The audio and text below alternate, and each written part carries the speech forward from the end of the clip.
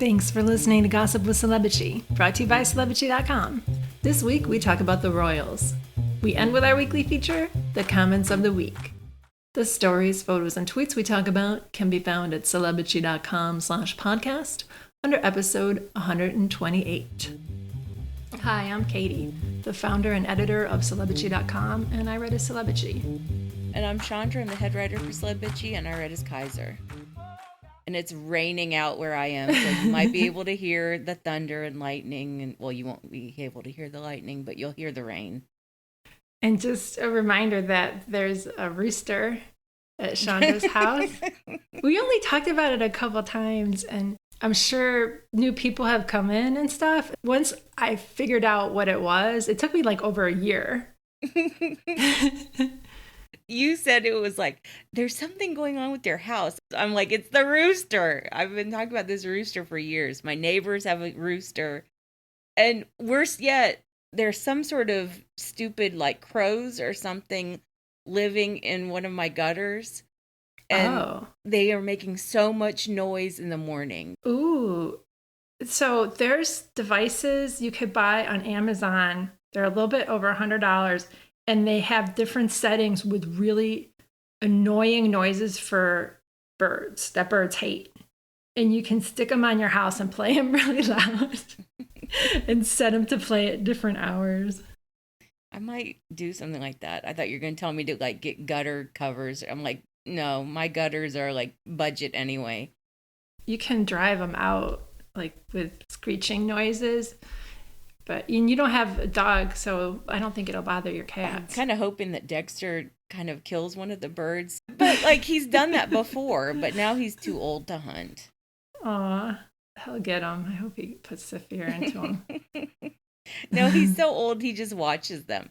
Like they're right in front of him and he just watches them. That's cute. So we're going to be off the next 2 weeks, June 25th and July 2nd. And then we'll have an episode out on July 9th. And we'll be off the 16th and the 23rd. We've been talking about this. It's fine. It's fine. We put a lot of episodes out. I have to move. And I feel like we've been recording a lot of podcasts this year. Yeah, we have. Yeah, okay. This year is weird. It's half over. It's like, what? Yeah, it's flown by. It really has.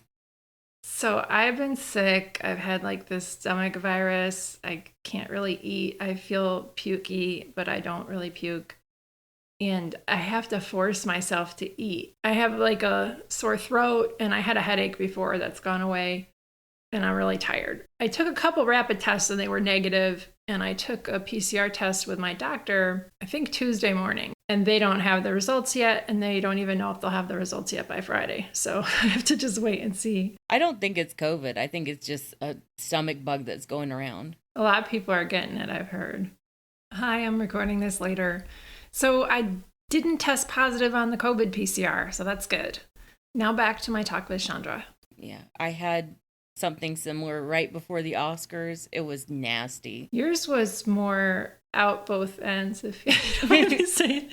Yeah. Mine was. Those are worse. Well, I mean, the worst for me was the norovirus. Oh, God, I still think about that because I really thought I was going to die. Yeah, I ate that. That's awful. This was just like a very light version of the norovirus. And I really only felt like shitty and pukey for like a day. Well, maybe 2 days. And then it was just like a general unwellness. Yeah, that's going on. But we'll see what happens and hopefully it'll go away soon.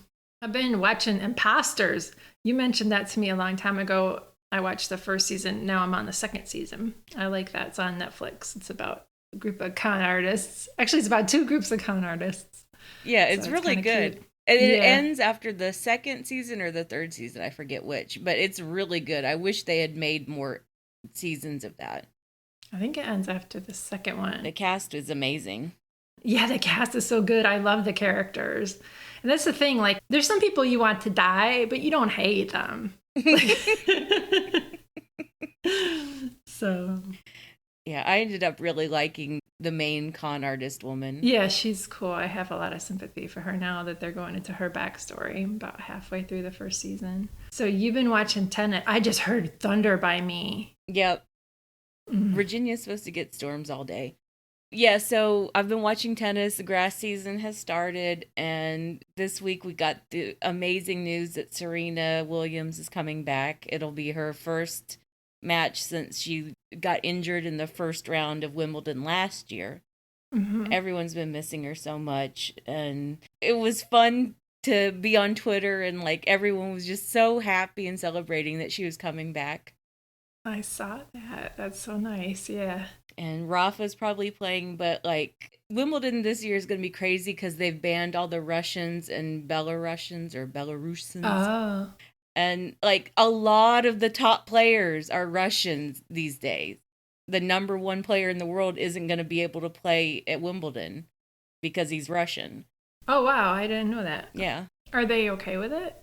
They're being very diplomatic about it because no one is happy about it. The actual like governing bodies of tennis, they're really mad about it. They've taken away all the points. So Wimbledon is basically an exhibition now with really good money, with really good prize money. So it doesn't count towards other... It doesn't count towards their rankings. Okay. Yeah, and they're losing all of their ranking points from last year, too. And so, yeah, just no one is happy with this situation. And this week, the U.S. Open also said that they're going to let Russian and Belarusian players play. So that's nice. At least they'll be let into North America to play.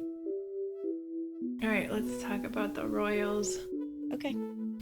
So I don't know what to say about tennis. So this week we had the Order of the Garter.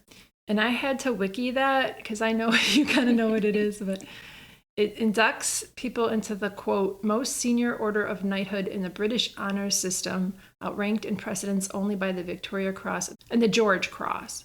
So I got that from Wiki. And this year, Duchess Camilla was inducted into the Order of the Garter. So she wore that robe with the bows and the tassels and the hat with the feathers. And she looked good in it, I thought. Yeah, they wear like a nice outfit underneath it and then this robe. It would be cool if graduation robes weren't plain and they had all that junk on them. Yeah, but Camilla looked cute, and like apparently she's been waiting to get the Order of the Garter forever. Do they have like secret meetings on intricately carved stools or something? Like, what do they do? There's a limit to how many people are in the order. Okay. And someone has to die for someone new to get in, obviously. Ooh. So there was an open position, and Camilla kind of got jammed in there because I think Charles pulled strings and talked to Mummy. And I think people are generally appointed at the Queen's discretion. What I think is cool is that foreign kings can be stranger knights of the Garter. I think that's the coolest part. So they're like visiting members or something? They're members of the order, but it's some sort of distinction because they're stranger knights. And so like King Felipe of Spain and King Wilhelm Alexander of the Netherlands, they're stranger knights. It's wild that they still do this. Yeah. Someone called it medieval LARPing, and I love that. Yeah, it kind of sounds like it. So that day at the ceremony for that was the public facing part of it. And Kate wore a blue McQueen coat dress that was new, supposedly, but looked like so many of her other coat dresses. It looked new to me. Yeah, well, you would know, plus you read all the stuff about it. Yeah. And then Sophie was in a Pepto pink dress with bell sleeves. It wasn't terrible, but it was like, okay. Sophie's style has just gone downhill. We'll talk about it later on in the podcast. Yeah. She used to look more professional, right? She looked more pulled together. She would wear cute separates, but like in the past year or so, it's like she's trying to be all cutesy. And she probably hired or uses the same people that Kate does. Like they might have shared style teams or something. And that's what happened to her, seriously. And that's the dippy shit that she's getting. Could be. So we had some headlines about Prince William looking grumpy and glum. But like, that's how he always looks. So that's just his face. It's his face, yeah. And then there was the photo taken after the Garter ceremony where Charles and Camilla posed with the Queen. The Queen attended, she just didn't do any of the public-facing stuff. Yeah. And she obviously is too physically frail to wear all of that like velvet robe bullshit. Oh, I didn't think of that. So she had that sash. I didn't realize she was too little now to wear all the junk. Yeah, and that's another reason why she doesn't wear all of her regalia. She hasn't worn all of it for years when she goes to the opening of Parliament. It's because she's too physically frail to like wear the actual crown and all of the like the cape, the velvet cape. It's way too heavy for her. Even before she skipped the opening of Parliament this year, like in years past, she had just gotten into the habit of never wearing the actual crown because it was way too heavy. Yeah. So she would just wear like a cute little tiara, and then Rose Hanbury's husband would have to carry in the actual crown. Oh, yeah, the Rock Savage. Yeah. Guy. David Rock Savage. The queen in that photo that we saw of her, she had a gold cane, which was kind of cool. It was Philip's cane, I think. Oh, that's nice. It's too big for her. She needs to be in a wheelchair. Or a walker or something. Yeah, a bejeweled walker. Bejeweled. So we had the Royal Ascot this week, which is this big horse race. And there have been a couple days of it so far by the time we're recording. And so we've seen royals like Sophie, Beatrice, and Prince Philip's side piece, the Countess of Mountbatten. Oh, Penny Natchbull. Yeah. Oh, yeah. She was like hanging out with them. Yeah, she got to ride in one of the carriages. I was like, oh, shit. And Carole Middleton was there. So the royals themselves looked pretty fug. Like, their outfits on both days were like, okay. But the worst thing was that Carole Middleton wore this ugly pleated two-tone pink dress. But it was Kate's dress because she wore it in Scotland. Like, why would you wear a dress that your daughter wore and was photographed in? Yeah, that was one of her work dresses. Charles paid for that dress for Kate. And then you're going to grab it out of Kate's wardrobe and wear it to Royal Ascot? The audacity. And it didn't fit her right. It looked like shit on her. In a regular fitting outfit, she would look fine, but it looked like she was jammed into it because Kate's got to be a size 0 or a 2. She's not that small. No, I mean, Carole has a nice figure for her age, and it was super unflattering on her. It made her look real thick, and there are all these photos of her where she looked sauced. And like, why would you go to Royal Ascot and get drunk as fuck? Because she probably is drunk as fuck most days. Seriously. You remember when Jennifer Aniston was like at the People's Choice Award and she was slurring her words? Yes. Because some people do that. I mean, I used to, so it takes one to know one. Every night. It's an afternoon thing, and she's used to drinking every day around then in her social things. She's still drinking. I guess. It feels like... It's tacky. Like wearing your daughter's dress. Everything about Carole is real tacky, I think. Yeah. But no one will ever call her out on it. Or we will. Yeah, but I think it's weird that Kate and Carole share clothes because they're not the same size. They're totally different positions in life. Their clothes always look really awkward on each other. I remember really early on in Kate's marriage, she wore one of her mom's dresses to an actual event, and it looked horrible on her. She was swimming in it. There was all this extra fabric, and like everyone's like, "Oh, it was so sweet that she wore something from her mom."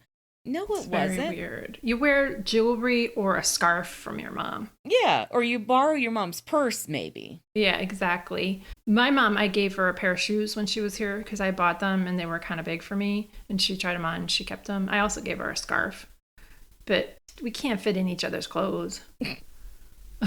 You know? Yeah. And it doesn't look good on us because we have different style. Exactly. So another big story was Prince Andrew. He's the Knight of the Garter. And we heard first in late May, I think, that both he and the Queen were going to be at the service. And then he was listed in the printed order of service, and his attendance was announced by the press. Yeah, over the weekend, there were a few big stories in the British papers, not even the tabloids, like the real actual papers, previewing Andrew's big comeback. Like he was launching a comeback in the press, in the media, Ugh. and Buckingham Palace was backing him up. They were like, we're trying to figure out a way how we can support him. Obviously, we can't just have him hanging out there doing whatever and not being in the royal fold. And then Charles heard about all of that and he shut it down. So we heard at the last minute he was not going to be at the public facing event. We know he was behind the scenes. And then it was reported that Charles and William lobbied the Queen to get him taken out, which makes sense and is ridiculous. Like they have to threaten and cajole. The Queen has always been Andrew's champion. She's always been his patron. But it's gotten a lot worse in recent years because her health is failing, and I feel like Andrew is being extra manipulative of his mother. Yeah. He goes over there every day and he's just, convincing her to do all of this bullshit for him. I don't know why Charles doesn't shut that down. That's probably what Harry was referring to when he said the people around her.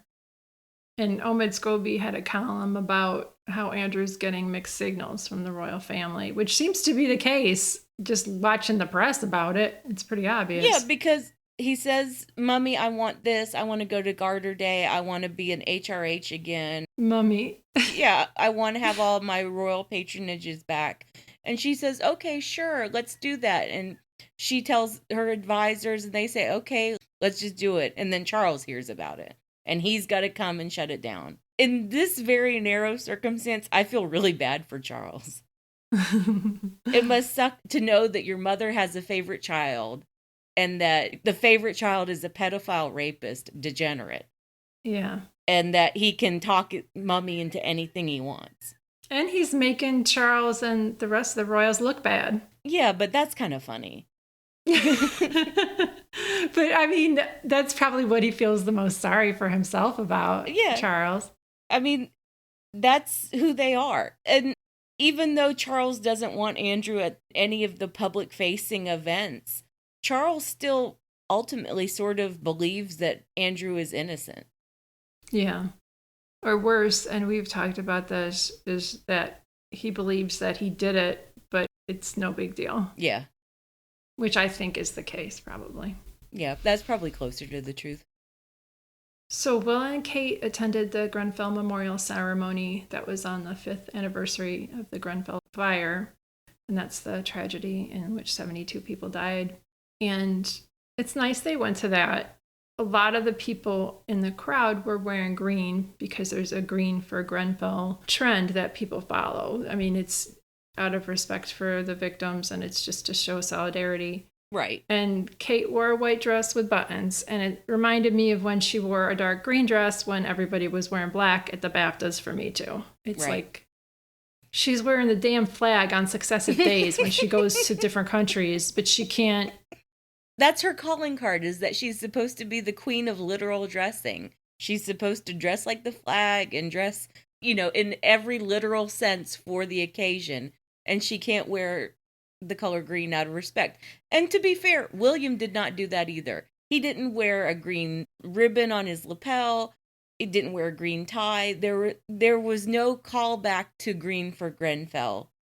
There was a scene that was a funeral in P Valley last week, and people were wearing green, and one guy who came and didn't know the dress code was given like a little green kerchief to put in his pocket. Mm-hmm. Like, I'm sure somebody would have offered them some, maybe not, because they don't really want to approach the royals because of how haughty and they behave, and somebody will push them away like we saw with the Queen. But I'm sure he could have gotten something green last minute if they didn't realize this. Yeah, but... Or Kate could have. But then again, Kate and William, the only part of research that they do is what the flags look like in the countries that they visit, so that Kate can dress up like the flag. She should have known. They both should have known that they should have worn something green. It wasn't like a last minute thing. Maybe they knew and it was deliberate that they didn't. It probably was, because she looked like a neo-colonialist. You know, she looked like she was out of Africa. Like when she dressed like that During the on flop tour. Yeah. Yeah. So we talked about this on Zoom, and this is Karen and Sarah. So it's just like when they went to the Grenfell Memorial, it was just like, you couldn't at least wear green. Not that it's right, but I think that would have been classed as almost like a political statement, because with 5 years on, nothing has happened. There's still however many like tower blocks with unsafe cladding. This happened in their backyard, like literally. So Grenfell, the cladding was up because the rich people around didn't like the way that the tower blocks looked. Basically, the cladding was there to make it look better to all the nice rich people living around. That cladding went up in like what felt like seconds watching it. Watching it was horrific, especially because so many people were told to shelter in place. The cladding still is up on so many tower blocks. So I didn't know that about the fact that this is a kind of political issue, because the cladding on the tower blocks, like Sarah was saying, is still up and they haven't done much about it. Yeah. I mean, Grenfell was a political disaster from start to finish, as well as a humanitarian disaster. A lot of shit went down around the investigation, and there was a cover-up, and a lot of shit. Of course, people didn't get justice. Ridiculous. And that was another reason why Meghan doing something for Hubb Community Kitchen was so different than what the royals usually do. The royals usually do what Will and Kate did, which is just show up for an hour. Don't bring anything. Don't bring anything. Show solidarity. Don't show respect towards any of the survivors or their families.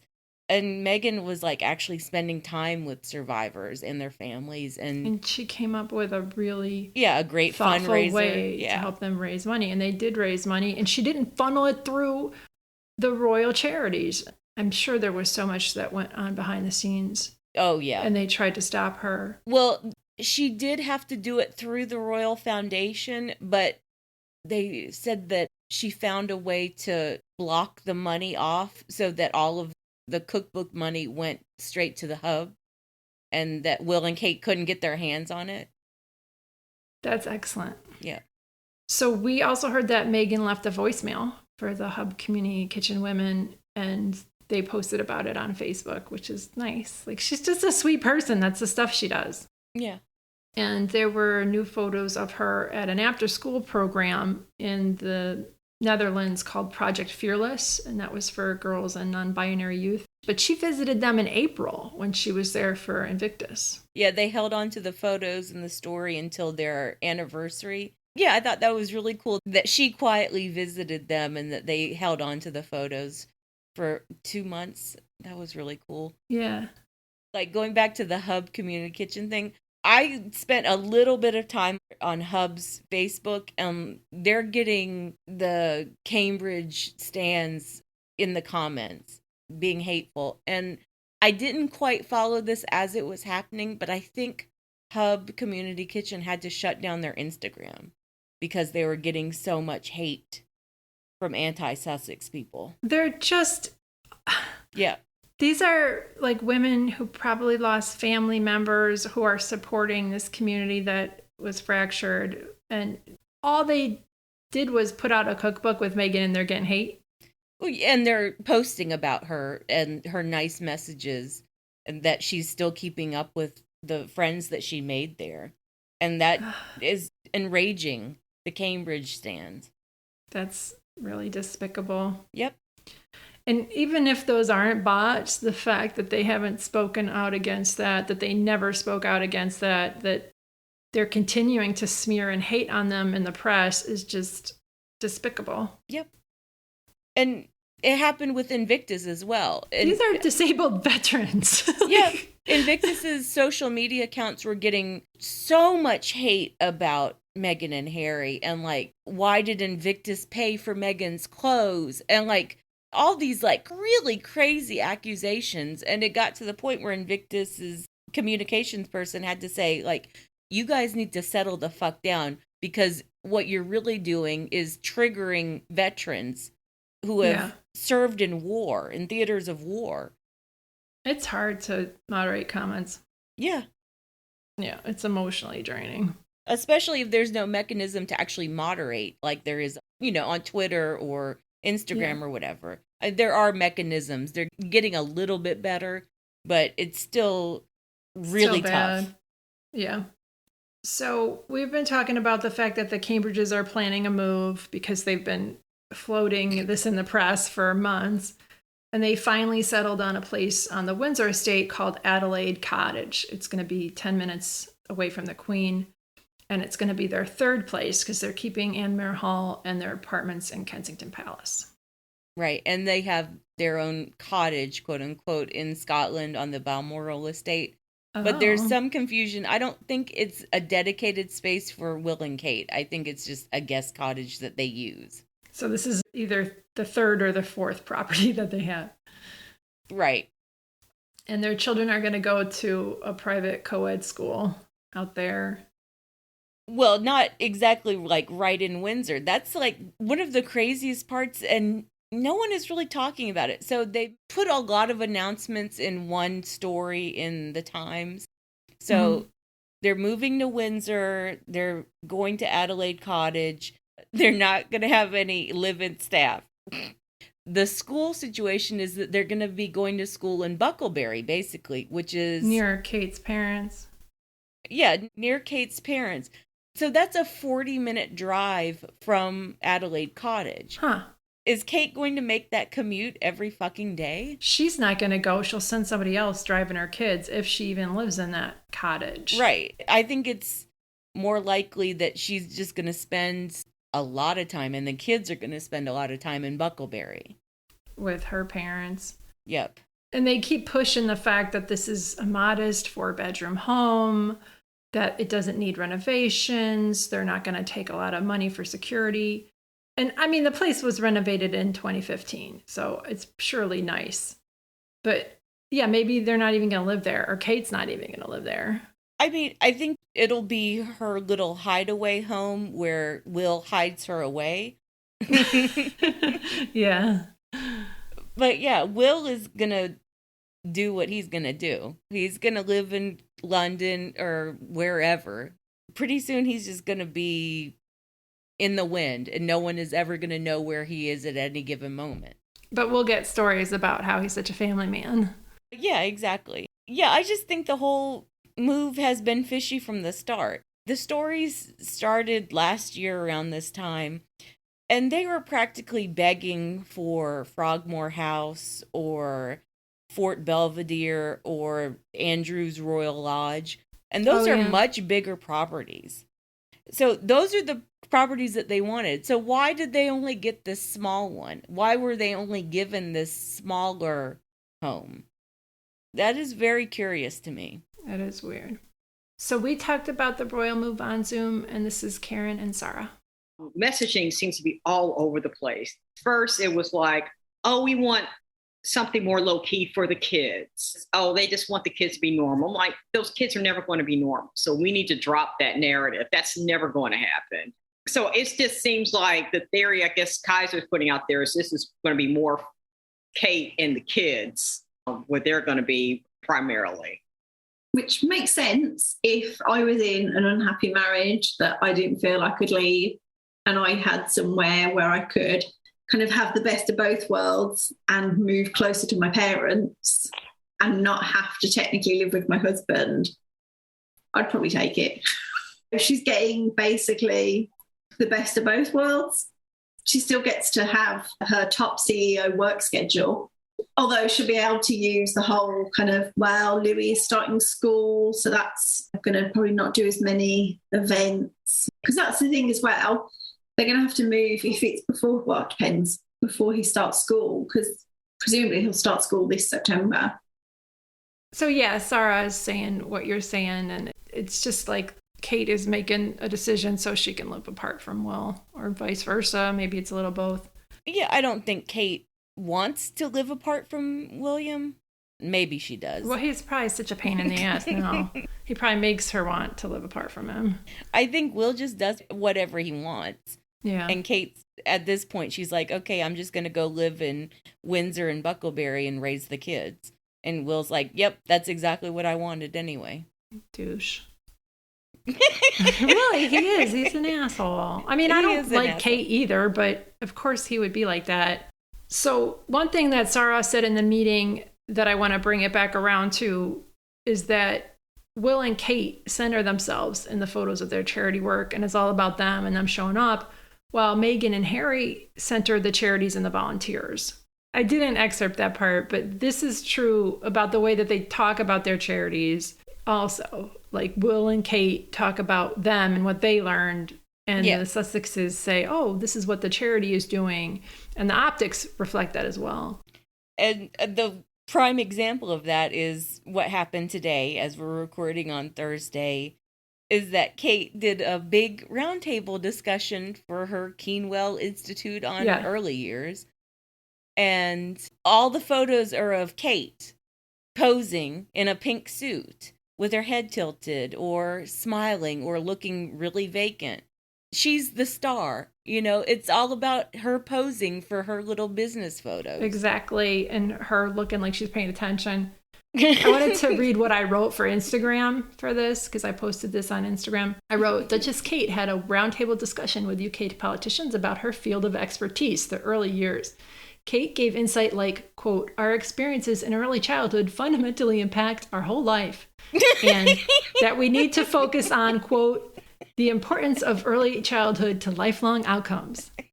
This is the most generic bullshit. Basic, like the article bitch. published in People magazine read like a fucking parody. I have another story I'm going to write about this. They sent the press release that People basically just published. They said, all right, we'll just publish this. Yeah. They sent it out to like the Telegraph and a few British publications. There's so much nothingness. It's a vast nothingness of what she's supposed to be promoting or taking focusing credit on. For. Remember when all the people she met who are like PhDs are like, oh yeah, she listened and repeated what I said. Remember that?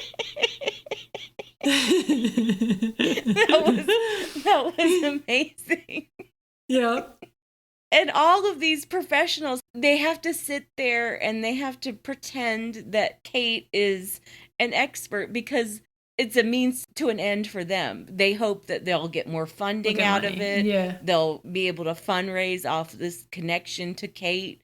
It shouldn't be this hard. All right. I don't want to talk that much more about it because these people annoy me. But we know that it doesn't really translate to money, that having these royal patrons doesn't translate to money for these organizations. And especially in the case of this Keenwell Institute, she's not actually pushing a policy. She doesn't have a coherent policy initiative. She's not actually looking to fund any specific program. Yeah, that's true. The entire effort for this roundtable discussion in which she brought members of the government in was to talk about how they need to do an awareness campaign for early years to spread awareness of the importance of early years. I didn't even know that. It's hilarious. All right, let's move on to the comments of the week. All right, my comment of the week. So there's a Netflix adaptation of Jane Austen's Persuasion, and Persuasion is one of the best Jane Austen books. It really is. Mm-hmm. A lot of people appreciate it more. A lot of women appreciate it more when they get older because it is about an older woman. Not really, but for the time, an older woman. Yeah. A spinster of 27. And, you know, she had her chance at love and whatever.